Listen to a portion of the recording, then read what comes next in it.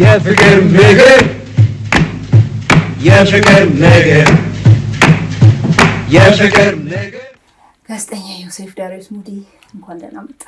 እንኳን ደህና ቆየሽኝ ቤት። በጣም አመሰግናለሁ። የሚዲያችንም እንግዳ ስለሆንክ የምር ከልቤ ነው የማመሰግነው።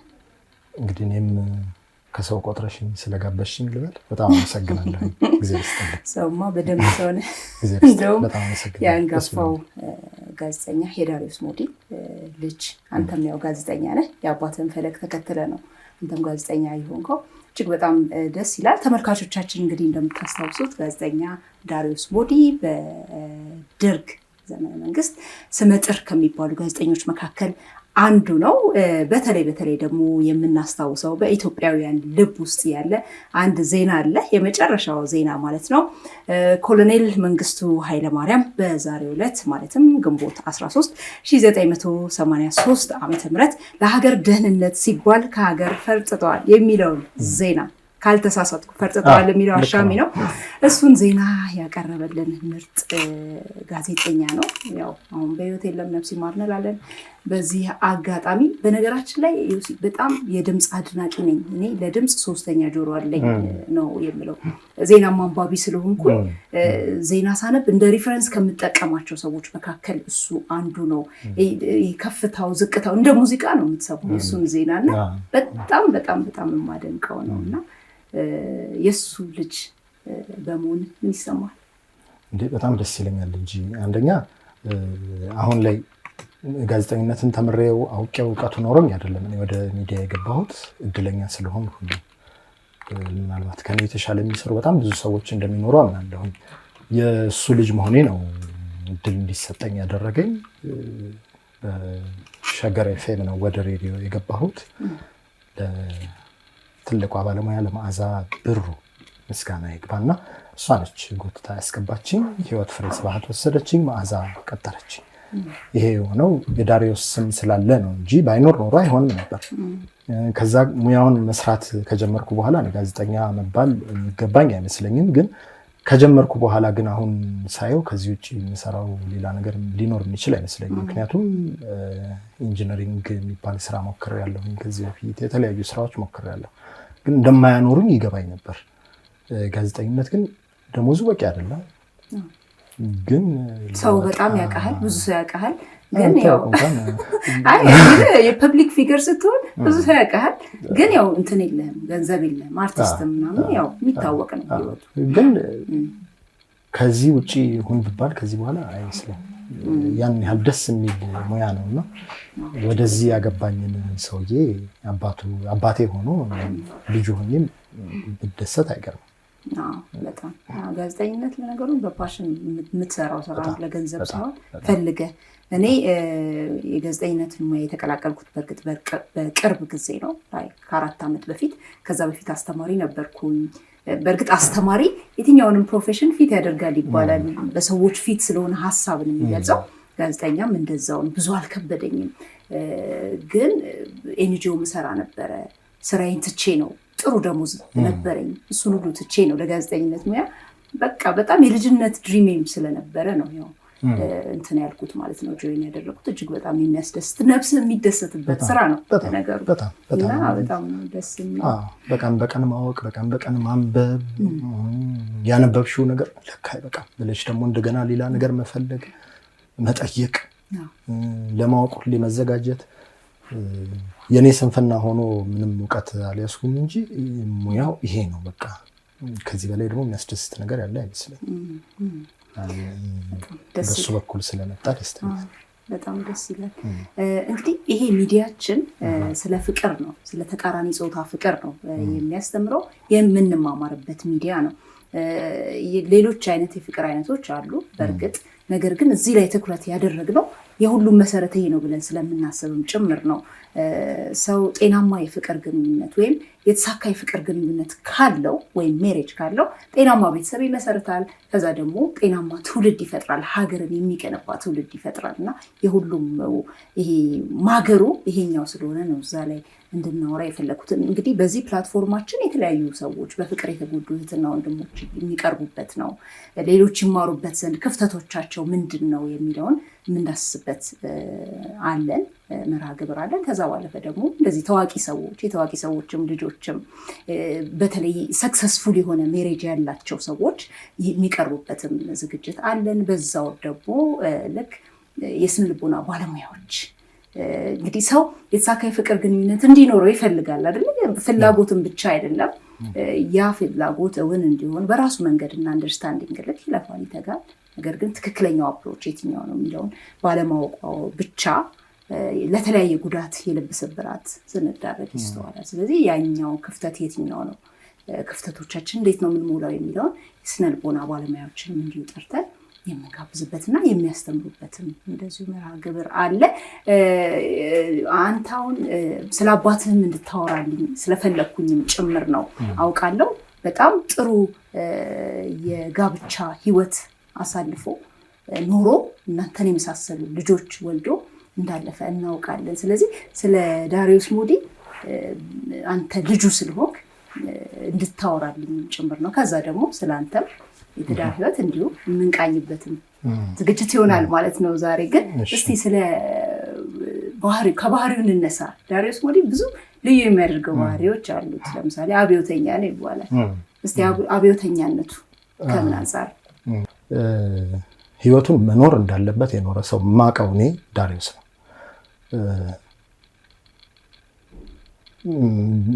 የትኛውን ልልሽ ይችላሉ? ሁሉ ነገሩ ኦድ ነው ለሰው ካለመድሽው። እኔ ከመልመዴ የተነሳ አባቱ በሙሉ እንደዛ ነው የሚመስለኝ። የእሱን ጸባዮች በጣም ከመልመዴ የተነሳ አባቱ ሁሉ እንደዚህ ነው የሚመስለኝ። ዳሪዮስ አሁን ስማቸውን መጥራት አያስፈልግም። አንድ እዛ ሙያ ውስጥ ያሉ ጋዜጣ ላይ ጽሁፍ ጻፉና ዳሪዮስ ሞዲ፣ በዓሉ ግርማ እና አንድ ስሙን የረሳሁትን ሰው ጠቅሰው እነዚህ ጋዜጠኝነትን ያሰደቡ ሰዎች ናቸው፣ ለደርግ መንግስት ይበልጥ ጡንቻ ሰጥተውታል፣ አደግዳጊ ሆነው አይነት ነው ጽሁፉ። የበቀቀን ጋዜጠኞች የሚል ነው። አሁን ጥሩ ነገር ላይ ስላልሆኑ ሰውየው እሳቸውን ስም ማንሳት ጥሩ አይሆንም። እና እሱ ማታ ማታ ወደ ቤት ሲገባ ፈረንሳይ ነው ቤት ነበር የምንኖረውና ይዞን ወደ ቤት ሊገባ ከአስፓልት ጠራና ወደ ሰፈር ውስጥ ያለችውን አብረን ነው የምንገባውና ይህን ጽሁፍ ያለበትን ጋዜጣ ሰጠኝ እና መንገድ እየሄድኩ ማንበብ ያስለመደኝ ዳሪዮስ ነው። ሰጠኝና ይኸው አለኝ እና እየሄድኩኝ ከሁለት አንቀጽ በላይ መሄድ አልቻልኩም። ምክንያቱም አባቴ ነው እየተሰደበ ያለው እና ይሞልጩታል። በቃ ዳሪዮስ ሞዲ፣ በዓሉ ግርማ፣ አንድ ሰው ጠፋኝ ማለት እና በዓሉ ግርማ ደግሞ ስሜት ሊሰጠኝ አልቻለም። ምክንያቱም በዓሉ ግርማን የደርግ አዛኝ ለደርግ ደጋፊ አድርጎ መሳል የበዓሉ ግርማን መጨረሻ ለማወቅ አይሆንም እያልኩኝ እያሰብኩኝ ነውና እንዴት ዝም ትለዋለህ አልኩት። በጣም የወደድኩት እንጂ አለኝ። አንድ የዳሪዮስ ግራነት ይሄ ነው ማለት እየሰደበው እየወለቀ በጣም ነው የወደድኩት ጽሁፉን አለኝና አንዱ ግራነቱ ይሄ ነው ማለት አሁን ይሄን ከሌላ ሰው የምታገኘው አይመስለኝም። እየሰደበው ጽሁፉ በደንብ መቀበል ላይ ተርቴን ማድረግ ምንም አልመሰለውም እና ሪስፖንሶቹ ይገርመኛል። ዳሪዮስ የሆነ ጥያቄ ስጠይቀው ድንገት ነው በቃ አስቦበት ይሄን ትጠይቀኛለች ብሎ ጠብቆ ነው የሚመስለው። አንዴ ብዙ ምግብ ተመጋቢ አይደለም እና ደረቅ ዳቦ፣ ቲማቲም ድልህ መብላት ይወዳል። ራሱ ዊርድ ነው አይደል አበላሉ ራሱ። እና የሆነ ሰውዬ መጣና ዳሪዮስ ሞዲ ነው ብለውታል። በረንዳ ላይ ነው እየበላ ያለው ሰውየውና ጋሽ ዳሪዮስ እሱ ያንሳሃል ለማለት ነው ዳቦ ትበላለህ አለው። ዳሪዮስ የሆነ ሆቴል ውስጥ ክትፎ ምናምን አዞ ነው ያሰበው ሰውየውና ዳቦ፣ ደረቅ ዳቦ በቲማቲም ድልህ ሲበላ እሱ ዳሪዮስ እንትን አለበት። ደረቅ ዳቦ ትበላለህ ይለዋል። አይ ድንጋይ እበላለሁ እና ድንገት የሚመልሳቸው መልሶች፣ ነገሮችን የሚያይበት መንገድ የተለየ ነው። ብዙ ነገሩ የተለየ ነው የዳሪዮስ። እንግዲህ እንዳልሽው የትዳር ላይ አይደል የሚወራው? አዎ የትዳር ላይ ነው። ግን ከዛ በፊት አብዮተኛ ነው። የልጆቹ ስም ለምሳሌ በመብት ተሟጋች በነፃነት ተሟጋች ሰዎች ስም ነው እንትን ያለው የሰየመውና እስቲ ትንሽ ንገረን ስለሱ። እሱም ያው እንትን ነው የራሴን ለምን እንዳለው የራሴን ስለማቅ የራሴን ልንገርሽ። እኔ አሁን መታወቂያ ላይ ያለው ስሜ መስሪያ ቤትም ጓደኞቼ የሚያውቁት ዮሴፍ ዳሪዮስ ሞዲ ነው። ዳሪዮስ ግን ዮሴፍን አያውቅም። ዳሪዮስ ያወጣልኝ ስም ማንዴላ ነው። ማንዴላ ዳሪዮስ ሞዲ። ይህን ያደረገበት ምክንያት ኔልሰን ማንዴላ ፌብሩዋሪ 20 ይመስለኛል ከእስር የተፈቱት 1990። ከዛ ማርች 5 ነው የተወለድኩት 1990 ላይ። ለዛ ነው እኔን ማንዴላ ያለኝ። ከዛ ውጭ ያሉት ወንድም እህቶችም እንደዚሁ የታጋይ የነፃነት ታጋይ ወይ ደግሞ ከትግል ጋር የተያያዘ ስም ነው። የመጀመሪያው ልጁ ናና ነው ያላት። ከዛ በኋላ ያለውን ወንድ ልጁን የመጀመሪያ ወንድ ልጁን ማለት ነው ቼጉቬራ ነው ያለው። ከዛ አምፀሽ ተነሺ ነው የምትባለው። አምፀሽ ተነሺ። ከዛ ትግል ነው ተነሳ ነው የሚባለው። ከዛ ደግሞ ወደ ራሱ መጣና ዳሪዮስ አለው ከሱ ተከታዩን የኔን ታላቅ ማለት ነው። ዳሪዮስ አለው በራሱ ስም። ከዛ እኔ ማንዴላ ነኝ። መልኩ ስለሚመሳሰል ይሆን በቃ ዳሪዮስን ሪዝን አጠይቅ አይደል? በቃ እሱ ካመነበት ኦድነሱ ያው ይሄ ነው።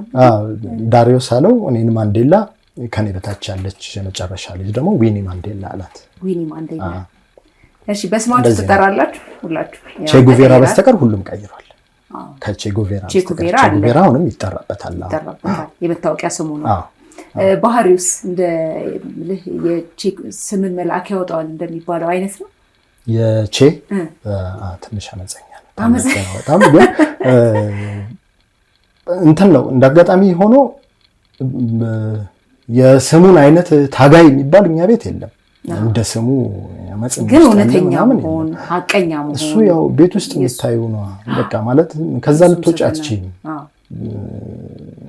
እውነትን መናገር በፊት ለፊት በቃ ምንም ሊያመጣብህ ይችላል።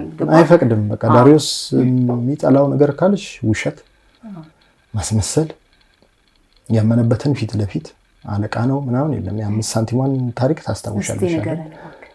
ብዙ ስለሚታወቅ ሰው እንዳላሰለች ብዬ አለቃቸው ያኔ የነበሩ ስማቸው እንዳልጠራ ብዬ ነው መሸኛ ይደረግላቸዋል እና ከዳሪዮስ ጋር ምንም ችግር አልነበረባቸውም። ሌላው ሰራተኛ ግን ብዙ ይበድሉት ስለነበረ ደስተኛ አልነበረም በሳቸው አስተዳደርና መሸኛ ተብሎ ድግስ ሊደገስ አዋጡ ተባለ። ከዛ ሊስቱ ዳሪዮስ ጋር መጣ ማለት ነው። ሲያየው አቅም የሌላቸው ሰዎች ጭምር 100 ብር ምናምን እያሉ ጽፈዋል። ዳሪዮስ ተናደደና 0.5 ሳንቲም ከደሞዜ ላይ የሚቆረጥ ብሎ ጻፈ። ከዛ በሱ ምክንያት ከ10 ብር በታች ያዋጡ ድግሱ ላይ እንዳይገኙ ተባለ። ብሩም ቀረ ማለት ነው። እና ያላመነበትን ነገር አያደርግም ማለት እኔ በግሌ ምንም አድርገውብኝ አይደለም ግን ሳታምኑበት ለምን ታረጋላችሁ ነው እሱ። ካላመነበት አይደረግም። በቃ በወቅቱ እንግዲህ እሱ እንትን የሚለው የሚችለው ከደሞዙ አንፃር የሚችለው ያችን 5 ሳንቲም እሱ ከዛ በላይ ሊችል ይችላል። ግን ከታች ያሉ ጽዳት የሚሰሩ ምናምን 10 ብር ምናምን ብለው የሌላቸውን ሊያገኙ የማይችሉትን ይሄ እንግዲህ ሰባዎቹ ምናምን ውስጥ ይመስለኛል ይሄ ታሪክና የሌላቸውን ነገር አለቃ መሸኛ ነው ተብሎ አለቃ ፊት ባዶ እጅ አይቆምም ይባላል አይደል? እነሱም ያው አለቃ ነው ተብሎ የሌላቸውን ብር ሲሰጡ አየና በውስጣቸው ሳይደሰቱ ሰውየው እንደማይወዷቸው ያውቃል። ለምን አረጋችሁት ነው። እና እንደዚህ ነው በቃ ያመነበት ነገር ያደርጋል። የሆነ ጥፋት ሲያይብሽ ብድግ ይላል መሰለሽ ብሎሽ ይወጣል። ቁጣ፣ ምክር፣ እንደዚህ አድርጊ እንዲህ ያለ በቃ ከመሰለሽ አድርጊ ነው በቃ የመሰለው ሙሉ ኃላፊነት ይሰጣል ልጅ። ከዛ ውጪ አጎንባሽ እንድትሆኚ አይፈልግም። ከኔ ጋር ትንሽ ራቅ ይል የነበረው በዛ ምክንያት ነው። እኔ ሞር የእናቴ ልጅ ነኝ። ስለምወዳት እሷን ከመውደድም በላይ ካለ እንደዛ ስለሷ ሳስብ እንደውም ይከፋኛል፣ በጣም ይከፋኛል። ምክንያቱም ብትኖር ደስ ይለኝ ነበረ። የሚገባት ሰው ስለሆነች ማለት ለሰው የሚኖር ሰው ሁሌ መኖር አለበት። በተለይ ደግሞ እንደዚህ ሁሉም ለራሱ ባለበት ሰዓት ላይ እንደዚህ የሚሆኑ ሰዎች መኖር አለባቸው እና ከሷ ጋር አንዱ የሚያለያያቸው ነገር ይሄ እሱን ለራስሽ ቁሚ በቃ አንቺን ሙሉ ኃላፊነት ይስጥሻል አታጎንብሺ በቃ ላመንሽበት ነገር ቁሚ አቤት አትበሉኝ ወይ ምን ላድርግ ጓደኛዬ ነህ በቃ ልጅ አይደለም ባሪያ አይደለም ጌታ አይደለም እኩል ነህ ከኔ ጋር በቃ እንደዚህ ነው እሱ ባህሪ በጣም ይገርማል በጣም ደስ ይላል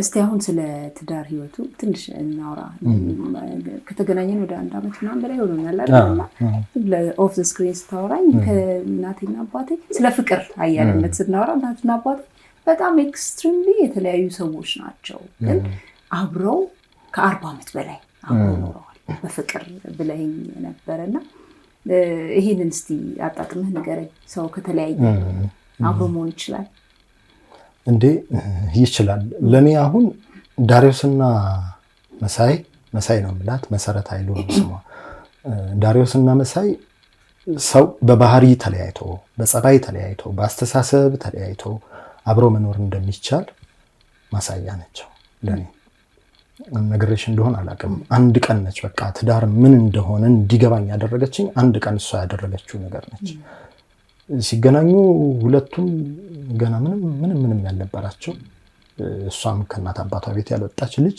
ገና እየተማረች ያለች እሱም ስራ ጀምሮ ገና እንደወር የሆነው በመጀመሪያው ወር ደሞዙ ነው ሰርግ ደግሰው የተጋቡት ስለዚህ ከጀምሩ ጀምሮ ስታዩ ሊዘልቅ የማይችል ነበር የልጅነት ነው ከዛ ግን ስታዩ የመጀመሪያው ትዳራቸው ሲመሰረት ጀምሮ ፈተና አላጣቸው ከዛ ግን በእያንዳንዱ የህይወታቸው መንገድ ላይ እሱ በሷ ስር ተጠልሎ ነው ብዙ ነገሮች ያለፉት እሷም እንደዚሁ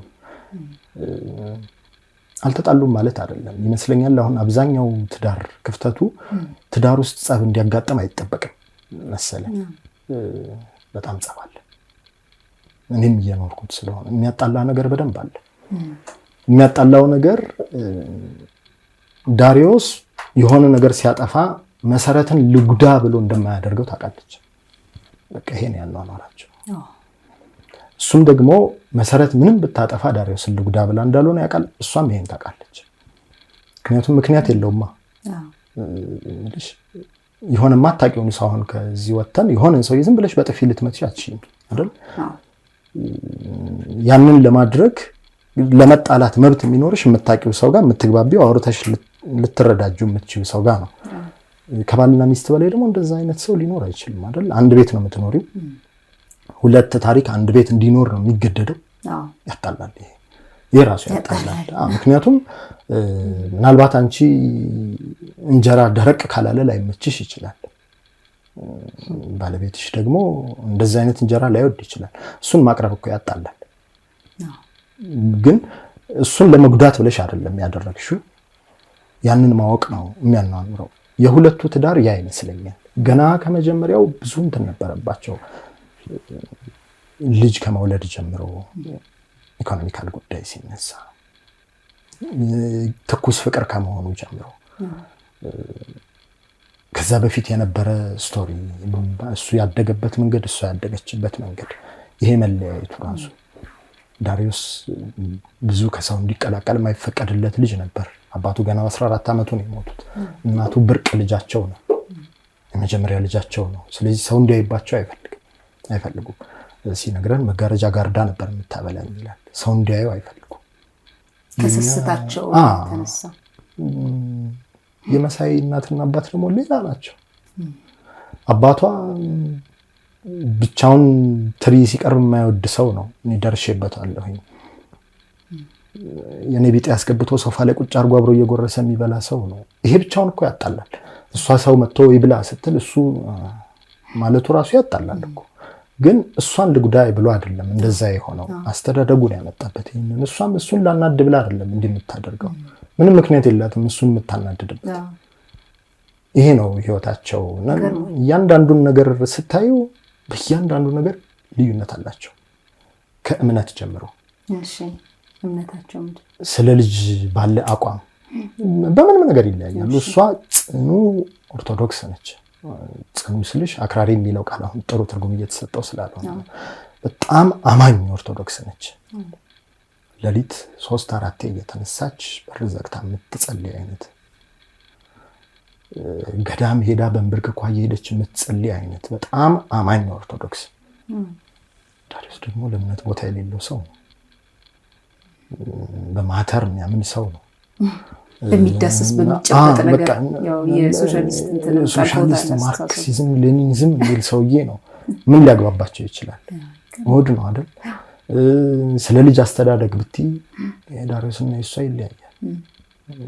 እሱ ልቀቂው ልጁ ነው የሚለው። በቃ ዳሪዮስ ልጅ አጫውት ብለሽ ስትሰጪው የሆነ ሰዓት ጥለሽለት ከወጣሽ ስትመለሽ ቤት ውስጥ የነኛ ዕቃ እንደማታገኝ እርግጠኛ መሆን አለብሽ።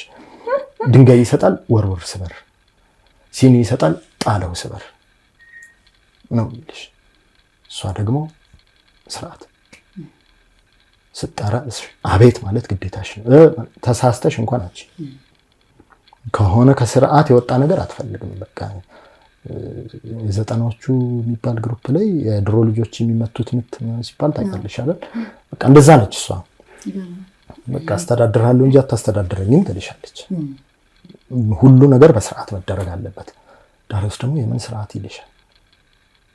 በዛ ውስጥ በዛ እሳቤ ውስጥ ግን ምን ሊያስተምራችሁ ፈልጎ ነው እንደዚህ ያለው? ነፃ መሆን ነው በቃ። ዳሪዮስ ማለት ነፃ ነህ በቃ ማለት ምንም ነገር ሊጫና አይገባም። እንደፈለግ ካስብ የምታምንበትን ነገር አድርግ ነው። እንደዛም ሆነ እኮ ሊሚቴሽኖች አሉት። ለምሳሌ እሷ ስትቆጣ የሚመልስላት ሰው ሲሰማ የሚናደደውን እንዴት አጠይቂ ነው። በእርግጥ ተማቶ አያውቅ ይሆናል ምናምን ሊሚቴሽኖች አሉት። እንደዛም ሆነ ግን ነፃ መሆን ነው ልጅ ለሱ። እሷ ደግሞ ስርዓት ያስፈልጋል። በዚህ በኩል ሂድ ነው አይካልሽ። ዱላዋም ጭምር የሚያስደነግጠኝ ፍቅሯን ስነግርሽ ዝም ብሎ ፍቅር ብቻ አይደለች፣ ቅጣቷም ደግሞ የሚያስደነግጥ ነው። ከሆነ ስርዓት መውጣት የለብሽም። አሁን ሁለቱን ሰዎች ምን እናደረጋቸው ነው አይደል? ምን 40 ዓመት አብሮ አኖራቸው። በጣም ከባዱ ነገር እሱ ነው እኮ። ምን 40 ዓመት አኖራቸው እነዚህ ሰዎች። ምንም የሚያናኑር ነገር የለም ስታዩ። እናታችን በባህሪዋ በጣም ኃይለኛ ነች ለማንም ሰው። ስታጠፊ ጥፋት ገላጋይ እንዳይገባ መለመን አለብሽ። ገላጋይ ከገባ ይብሳል። ጥፋት አጥፍተሽ ምግብ በልታችኋል ትላለች መጀመሪያ ከመማታቷ በፊት። ምግብ መብላትሽን አረጋግጣ ምግቡ ሲረጋለት ትልሻለች። ከዛ ገላጋይ መግባት አይቻልም። እሱ ደግሞ እንዲህ አይነካሽ መሰለሽ ይልሻል፣ ይወጣል፣ ይመለሳል፣ ቀረስቶታል። እንዲህ አይነካሽ። እነዚህን ሰዎች ምን አሮ ናቸው 40 ዓመት? ይሄ አጠያይቃል አይደል? በጣም አሁን በአሁን ሰዓት እኮ ያለውን ነገር ብዙ ነገሮች እያየን አይደል? አልችላለን እኮ ሳሳቱ ልጅም ሳስቷል።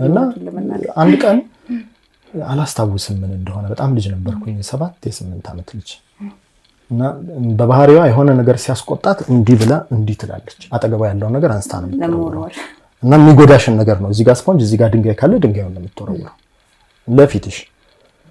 እና በሆነ ነገር ተጣልተዋል፣ በምን እንደሆነ አላስታውስም። እና ማታ ሲመጣ አጥሚት እየሰራች ነው እና ውሃ ቀንሳ በአረንጓዴ ጆግ ቁጭ አርጋለች። ሲያንኳኳ እኔ የምጠብቀው ይሄን እጇን ነው አንስታ በቃ ማለት የሆነ ነገር አረገችው አባቴን ብዬ ነው የምጠብቀው። ጸጥ አለች። ገባ እሱ በቃ አለፈ። በማግስቱ ጠየኳት። ዳሪዮስ ምንም ቢያደርግ በእኔ ላይ ሌላ ሴት እንደማያ ያውቃለሁ። ከዛ ውጪ ምንም ቢያደርግ እናንተን ሰጥቶኛል በቃ አለች። አሁን በዚህ ሰዓት ለልጅ ብዬ አልጎዳም ትረካ ስለሆነ አሁን እሱን ለመቃወምም አይመችም። ዝም ብለን ብናልፈው ነው የሚሻለው። ግን ይሄ ነበር ሚስጥሩ። ገብቶሻል? ሄደሽ እሱንም ብትጠይቂው ደግሞ ተመሳሳይ ስቶሪ ነው የሚነግርሽ። ለሱ ከምንም በላይ መሰረት ነች። ይሄን ደግሞ በምን ታየ ብትይ የእሷን አንግል አየ ነው አይደል? እሷ ህይወቷ ሲያልፍ እና እሱ ህይወቱ ሲያልፍ ያለውን ልዩነት አይተሽ መረዳት ነው። ምክንያቱም ከዛ በኋላ እሷ ካረፈች በኋላ ያለው ልክ በ4 ወር ውስጥ ነው እሱ ያረፈው። ያቺ 4 ወር ለዳሪዮስ ኑሮ አልነበረም፣ ፈጽሞ የማይታወቅ አይነት። ዳሪዮስ ከአይኑ እንባ ሲወርድ ታይቶ አያውቅም። በጣም የሚወዳቸው ሰዎች ሲሞቱ ሰምቻለሁ።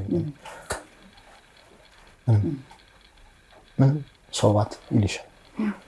በጣም ወዳት አባባሉ ነች እቺ። እንደዚህ ሆነ እኮ ስትዩ አንቺ እንዲደነግጥ ጠበቀሽ ነው ሰውባት ይልሻል። እና ምንም አዲስ ነገር የለም። ምን ይገርማል ነው። ልክ እሷ ካለፈች በኋላ ግን በቃ ተቀየረ ዳሪዮስ። በጧት መነሳት አቆመ። በር መክፈት አቆመ። ምግብ መብላት እንትን አለ። መድኃኒት ጭምር መዋጥ እንትን ማለት ጀመረ። ልክ በ4 ወሩ ነው እሱም ያለፈው። እሱ ጋር የነበረውን ፍቅር ደግሞ ከዚህ ታይዋለሽ። አይመስልም፣ አይታይም። እንደ ዳሪዮስ አይነት ኬርለስ የምትይው አይነት ሰው የምትይው ነው አይደለም። እሱ ግን እንደዛም የሚመስል ሰው እንዲሆን አትጠብቂም። የሆነ እንትን ነበረው ማለት ነው። የሆነ ስዊች ነበር ማለት ነው። በቃ ሁሉን ነገር እንደምትችለው ያውቅ ነበር። ትዳራቸው ይሄ ነበር። አጭር መልሽልሽ አላውቅም። በደንብ ነው የመለስክልኝ። ምናልባት የምታስታውሰው ነገር ካለ ሲጣሉ ወይ ፍቅራቸው እንዴት ነበር? ለምሳሌ ፍቅሩን ዳሪዮስ የሚገልጽላት ለእናት እንዲህ አይነት ነገሮች ካለ የተለየ ነገር የለም። በተኳረፉበት ሰዓት ጭምር ዳሪዮስ አንድም ቀን መሰረት ሲል ሰምቼው አላውቅም። መሱ ነው የሚለው። በጣም እንትን ባለ ሰዓት ላይ መስዬ ይል ይሆናል። ከዛ ውጪ መሱ ነው የሚለው። መሰረት ብሎ ተጣርቶ አያውቅም። ከዛ ውጪ ከውጪ እንኳን ሰው እየሰማ እሷ ስትናገር የሚመልስላት ሰው ሲያገኝ አዟዟሩ ያስታውቅሻል። በቃ ማለት የእሷ ነገር ሊሚቱ ነው። በቃ የመጨረሻው እንትኑ የትዕግስቱ ጥግ፣ የነፃነቱ ጥግ እሷ ድረስ ነው። የተለየ ሲያደርግ ያየሁት ነገር አላስታውስም። ግን ልብ ብለሽ ካየሽው ይሄ ነው በቃ እሱ የተለየ እንትን አለው። ያስታውቅሻል። አይመስልም ዳሪዮስ እንደዛ አይነት ሴንሲቲቭ ሰው አይመስልም። አሁን ካለፈ በኋላ ነው የገባኝ እንጂ በጣም ኃይለኛ የሆነ ክብር።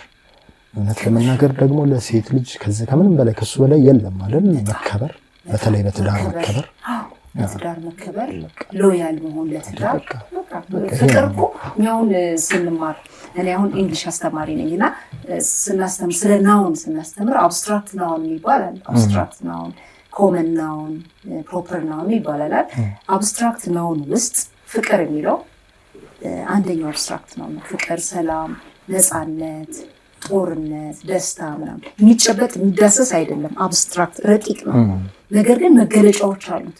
ዝም ብሎ አፈቅርሻለሁ እወድሻለሁ ማለት ሳይሆን ፍቅርህን በተግባር ገልጸህ የምትኖረው ነው፣ የምታሳየው ነው። ገባ? አሁን እሱን ነው ያየሁበት። አንድ ጓደኛ ያለች እንደውም አንድ ልጅ በጣም እያሰቀኝ ነው። አፈቅርሻለሁ በጣም ይለኛል፣ ጠዋትም ማታ ምንም በሜሴጅ ምንም አፈቅርሻለሁ ይለኛል። እኔ መረረኝ። አፈቅርሻለሁ የሚለው ቃል ራሱ በቃ አስጠላኝ። እና የመጨረሻውን ጥጉን እኮ ነው የገለጽከው የማፍቀርን።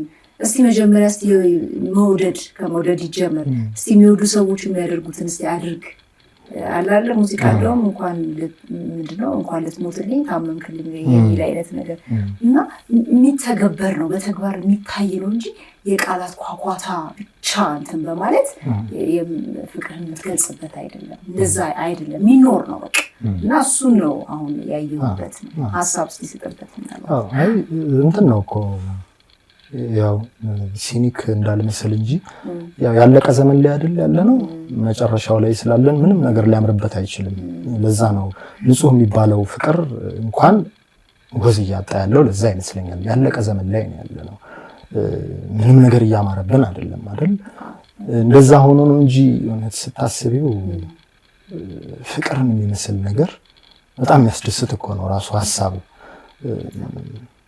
ምልሽ።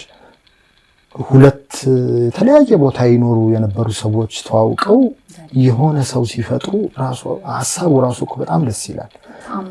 በጣም ታምር ነው እንጂ ምልሽ ሰው የሚባል ፍጡር ሲፈጥሩ በሴት ልጅ በሆዷ ይዛው ሰው ያደረገችው ፍጡር አድጎ እናትን እያለ ሲሳደብ የሚሰማበት ዘመን ስለሆነ ነው እንጂ ስታስቢው በራሱ እኮ ታምር ነው።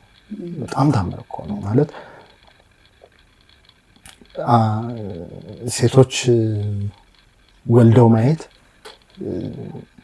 ምን ያህል አስገራሚ ፍጥረት እንደሆነ እግዚአብሔር የሰራው የምታዩ በዛ ነው ማለት አካሏ ተቀይሮ፣ ፊቷ ተቀይሮ፣ አስተሳሰቧ ተቀይሮ በእርግዝና ምክንያት የሚመጣ ድባቴ አለ። የመጀመሪያ ልጅ ሲሆን ራሱን የቻለ ህመም አለ። አይምሮዋም ጭምር 2-3 ወር ልጁን ላትቀበለው ትችላለች። የመጣችበት አስተዳደግ የሚያመጣባት የአይምሮ እንትን አለ። ይህ ሁሉ ስታዩ እዛ አካሏ ውስጥ ሰው እየተሰራ 9 ወር መኖሩ ራሱ የሚገርም ነገር እኮ ነው። እንደው ዝም ብለን ሁሉም ነገር እናቅልል እያቀለልን ነው እንጂ በጣም የሚገርም ነገር ነው። ከዛ እቺ ሰው የኔ ኃላፊነት ነች። ከዚህ በላይ ምን አለ ታዲያ? ምንም እኮ የሚገርም ነገር የለም። አሁን ላይ ያው ትዳር ቀላል ነገር ስለሆነ ዘመኑ እንዳልኩሽ ነው ያለቀ ዘመን ስለሆነ ቀላል ነገር ተራ ነገር ሆነ እንጂ ይጋባሉ፣ በጣም ብዙዎች ይጋባሉ። የሚገርም ውሳኔ ነው ትዳር። በደንብ አስበህበት በደንብ አውቀህ ተመርቀህ ከዛ በፊት ለኮሌጅ ራሱ ቢሆን ደስ ይለኛል። በተለይ ይህ ነፃ ተቋማት ከመንግስትም ከቤተክርስቲያንም እና ከመንፈሳዊ አባቶች እንደወጡ የትዳር ትምህርት ቤት ሰዎች ትዳር ከመያዛቸው በፊት እዛ ውስጥ ገብተው ተመርቀው ብቁ ሲሆኑ ብቁ ካልሆኑ እየወደቁ ሪያድሚት እየተደረጉ ምናምን እንዲህ አይነት ነገሮች ሁሉ ቢሆኑ ደስ ይለኛል። ቀላል ይመስለንና የሆነ ኤክስፔክቴሽናችን ሌላ ይሆንና ልክ ስንጋባ አግብተን ወዲያው ደግሞ አንችልም ያው እንፋታለን ማለት ነው። ትዳር ውስጥ ያለው ቀለም ሌላ ስለሆነ በሪሌሽንሺፕ ብዙ ዓመት ኖሮ በጣም ብዙ ታሪክ እናውቃለን። አንተም ታውቃለህ ብዬ አስባለሁ። በሪሌሽንሺፕ ብዙ ዓመት 7 ዓመት 6 ዓመት ኖሮ በፍቅረኝነት ደረጃ በእጮኝነት ደረጃ ልክ ሲጋቡ 3 ወር መቆየት ያልቻሉ የተፋቱ ሰዎችን በደንብ እናውቃለን። እና የትዳር ቀለምን ሌላም ስለሆነ ጥበብ ይጠይቃል። ህይወት በጥበብ ነው የሚመራውና ስለዚህ ማስተዋል ያስፈልጋል። ሁልጊዜም ቢሆን አይምሮም ተሰጥቶ ነው እግዚአብሔር የሚያስተውል አይምሮም ጥበብም ጭምር ስለሰጠን በማስተዋል መራመድ ያስፈልጋል። እንግዲህ እዚህም ፕሮግራም ዓላማ ያ ነው ብዬ አስባለሁ። እና ምናልባት የምትጨምርበት ነገር ከሌለ እስኪ ወደ አንተ ደግሞ ምናልባት እሱ አሁን 40 ዓመት በላይ በትዳር አብሮ ኖሮ በፍቅር እናንተን የመሳሰሉ ልጆች ወልዶ አልፏል። ታሪኩንም ሰርቷል። በደንብ አቆስፏል ብዬ ነው የማስበው። ሰው ሞትን የሚያሸንፍበት 3 ነገሮች አሉ ይባላል። ኦፍ ዘ ስክሪን ስናወራ ነበር አይደል? አንድ መንፈሳዊ ህይወት ነው። ከሞት በኋላ ህይወት አለ የሚል አስተምሮት ስላለ ማለት ነው። ሞትን አትፈራም፣ ብትሞትም ሕያው ነህ። ሁለተኛ ደግሞ ስራ በመስራት ዘመን ተሻጋሪ ስራ በመስራት ብዙዎችን አይተናል። አቡነ ጴጥሮስን ማንሳት እንችላለን አይደል? በሀገር ነው የተሰዉት፣ ግን ሐውልታቸው ቆሟል ዘላለም። ያው ስራቸው ይታወሳል ማለት ነው። ትውልድ ይዘክራቸዋል። ከዛ ባለፈ ደግሞ ልጅ በመውለድ ነው አይደል? ልጅ ደግሞ ያስጠራል። እና ዳሪዮስ ልጆች ወልደዋል፣ እናንተን የመሰላችሁ ልጆች ወልደዋል። ከዛ ባለፈ ደግሞ ስራውም ያው ነው፣ እናንሰዋለን ሁልጊዜም ቢሆን ማለት ነው። እና እናንተስ የሱ የትዳር እንትን ተሞክሮ